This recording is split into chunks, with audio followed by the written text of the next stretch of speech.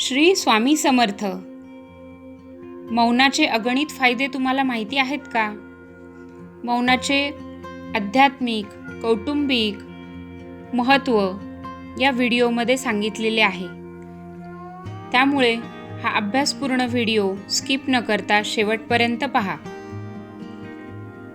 मौनम सर्वार्थ साधनम. मौन हे सर्व प्रकारच्या कार्यसिद्धीचे साधन आहे.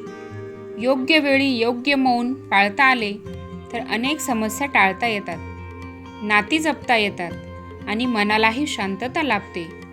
आज आपण माहितीच्या आणि संवादाच्या युगात जगत आहोत. मोबाईल, सोशल मीडिया, सततच्या सूचना, चर्चा, वादविवाद, दिवसभर आपण काही ना काही बोलत असतो किंवा ऐकत असतो. पण या गोंगाटात आपण स्वतःच्या मनाचा आवाज ऐकणे विसरलो आहोत. मौन म्हणजे फक्त न बोलणे नव्हे. मौन म्हणजे मनाची शांत अवस्था. बाहेर शांत असलो पण मनात राग, मत्सर, भीती आणि अस्वस्थता असेल तर ते खरे मौन नाही. खरे मौन म्हणजे विचारांमध्ये संयम, भावनांमध्ये स्थैर्य आणि वाणीमध्ये विवेक. संत, महात्मे आणि ऋषींनी मौनाचे महत्त्व नेहमीच सांगितले आहे. महात्मा गांधी आठवड्यातून एक दिवस मौन पाळत असत. त्यांना वाटत असे की मौनामुळे आत्मपरीक्षण करता येते आणि सत्य अधिक स्पष्टपणे समजते. भगवान बुद्ध यांच्याकडे अनेक लोक प्रश्न घेऊन येत. काही प्रश्नांची उत्तरे त्यांनी शब्दांनी दिली तर काही प्रश्नांना त्यांनी मौनाने उत्तर दिले. कारण प्रत्येक प्रश्नाचे उत्तर शब्दातच द्यावे असे नाही. काही वेळा मौन हेच सर्वात प्रभावी उत्तर असते. संत तुकाराम महाराज म्हणतात, बोले तैसा चाले त्याची वंदावी पाऊले. याचा अर्थ फक्त बोलण्यात नव्हे तर आचरणात सत्य असले पाहिजे. कमी बोलणारा पण कृतीतून जगणारा माणूस अधिक प्रभाव टाकतो. मंडळी, आपल्या आयुष्यातील अनेक वाद एका चुकीच्या शब्दामुळे सुरू होतात. एक कटू वाक्य अनेक वर्षांची मैत्री संपवू शकते. एक अपमानास्पद शब्द कुटुंबात दुरावा निर्माण करू शकतो. पण योग्य वेळी ठेवलेले मौन अनेक संकटे टाळू शकते. याला समर्पक एक छोटी गोष्ट सांगते, ती लक्ष देऊन ऐका. एका गुरूंनी आपल्या शिष्याला सांगितले, राग आला की लगेच बोलू नकोस. 10 वेळा श्वास घे आणि मग निर्णय घे. एके दिवशी शिष्याला खूप राग आला. त्याने गुरूंचा सल्ला पाळला. काही क्षण शांत राहिल्यानंतर त्याचा राग कमी झाला. त्याला जाणवले की जे बोलणार होतो ते चुकीचे होते. त्या दिवसापासून त्याला मौनाचे खरे सामर्थ्य समजले. आज आपल्या घरात, समाजात आणि कार्यालयात तणाव का वाढतो आहे? कारण प्रत्येकाला बोलायचे आहे पण ऐकायचे फार थोड्यांना असते. मौन खरं तर आपल्याला ऐकायला शिकवते. जो ऐकतो तो समजून घेतो आणि जो समजून घेतो तोच चांगले नाते निर्माण करू शकतो. मौनाच्या 3 पातळी आहेत.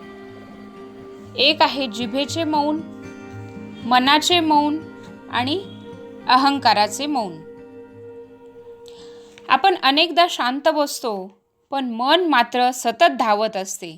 भूतकाळाच्या आठवणी, भविष्याची चिंता, अपेक्षा, राग, द्वेष, मत्सर आणि स्पर्धा हे सारे मनात सुरूच असते. अशा वेळी बाहेरचे मौन असले तरी अंतर्मनात हा गोंधळ सुरूच असतो. खरे मौन तेव्हा सुरू होते जेव्हा मन शांत होते. भारतीय ऋषींनी, संतांनी आणि योगींनी मौनाला आत्मज्ञानाचा मार्ग मानला. वेद, उपनिषद आणि भगवद्गीतेत वारंवार मनसंयम, इंद्रिय निग्रह आणि अंतर्मुखतेवर भर दिला आहे. संत ज्ञानेश्वर महाराज म्हणतात की जे सत्य शब्दात पूर्णपणे व्यक्त होत नाही त्याचा अनुभव अंतर्मनाच्या शांततेत येतो. म्हणूनच ध्यान, जप, नामस्मरण आणि मौन याचा परस्परांशी अतिशय जवळचा संबंध आहे.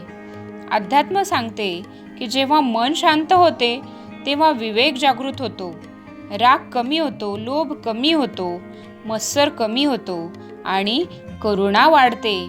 अशा व्यक्तीचे निर्णय अधिक योग्य होतात, वाणी अधिक मधुर होते आणि जीवन अधिक समाधानी बनते.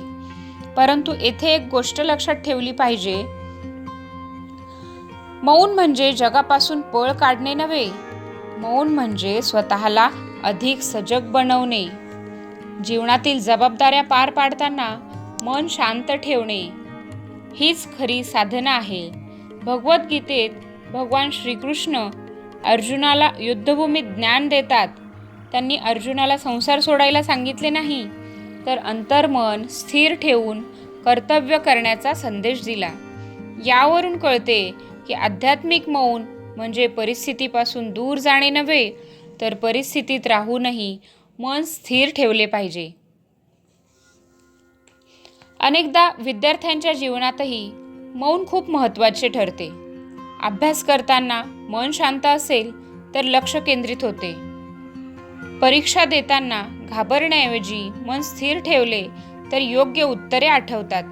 त्यामुळे मौन हे यशाचे साधन ठरते. प्रकृतीकडे पाहिले तर तीही आपल्याला मौनाची शिकवण देते. सूर्य रोज उगवतो, पण स्वतःची जाहिरात करत नाही. झाडे सावली देतात, फळे देतात, पण त्यांचा गाजावाजा करत नाहीत. नदी वाहते, पक्षी उडतात, फुले उमलतात. हे सर्व निसर्गातील महान कार्य शांतपणे घडत असते. आज सोशल मीडियामुळे प्रत्येक गोष्टीवर त्वरित प्रतिक्रिया देण्याची सवय लागली आहे. कोणी काही लिहिले की लगेच उत्तर द्यायचे, पण प्रत्येक वेळी उत्तर देणे आवश्यक नसते. काही वेळा मौन हेच सर्वात प्रभावी उत्तर असते. तथापि येथे एक महत्त्वाची गोष्ट लक्षात ठेवली पाहिजे. मौनम सर्वार्थ साधनम याचा अर्थ अन्यायासमोर गप्प बसणे असा नाही होत. एखाद्यावर अन्याय होत असेल, दुर्बलाला मदतीची गरज असेल, सत्यासाठी आवाज उठवणे आवश्यक असेल, तर तेव्हा मौन योग्य नाही. तेव्हा धैर्याने बोलणे हीच खरी जबाबदारी आहे. म्हणूनच विवेकपूर्ण मौन हेच श्रेष्ठ.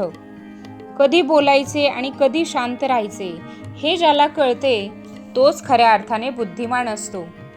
आपण रोज काही मिनिटे शांत बसून आत्मपरीक्षण केले, आपल्या चुका मान्य केल्या, उद्याचा विचार केला, तर आपले व्यक्तिमत्व अधिक समृद्ध होईल. शेवटी एवढंच सांगेन की बोलण्याची कला महत्त्वाची आहे, पण मौनाची शक्ती त्याहून मोठी आहे. सर्वांनीच असा संकल्प करायला हवा की अनावश्यक वाद टाळूया, बोलण्यापूर्वी विचार करू, इतरांचे मनापासून ऐकू, दररोज काही वेळ आत्मचिंतनासाठी मौन पाळू आणि जिथे सत्य, न्याय व मानवतेचा प्रश्न असेल तिथे निर्भयपणे आवाज उठवू.